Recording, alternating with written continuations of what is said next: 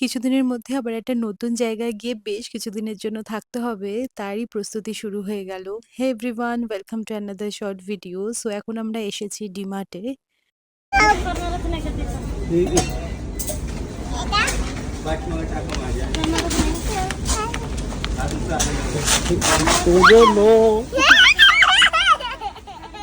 তোজোর দুষ্টুমিটা দেখলে কার্টের মধ্যে একটা সিট থাকে বাচ্চাদের বসিয়ে নেওয়ার জন্য। আর সেখানে বসে ওর হাতের সামনে যা আসছে সেগুলোও কার্টের মধ্যে এড করে নিচ্ছে।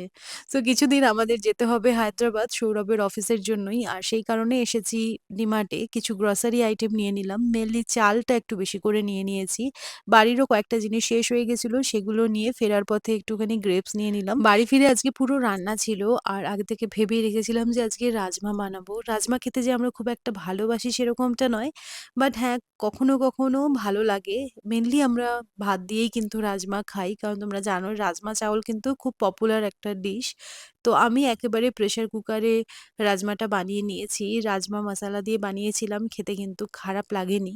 আর তার সাথে একটু পাঁপড় ভেজে নিয়েছিলাম আর একটু পেঁয়াজ কেটে দিয়েছিলাম। আর রাজমা যখনই খাবে না কেন অল্প একটু ঘি দিয়ে খেও, ভালো লাগবে খেতে। তো এই ছিল আজকে আমাদের লাঞ্চের মেনু। আর সেদিনকে গেছিলাম হোম সেন্টার। হোম সেন্টার থেকে গিয়ে দেখো এই সুন্দর গণপতিজির মূর্তিটা এনেছি। কি কিউট দেখতে দেখো। তবে এখনো এনাকে কোথায় রাখবো ডিসাইড করে উঠতে পারিনি। কারণ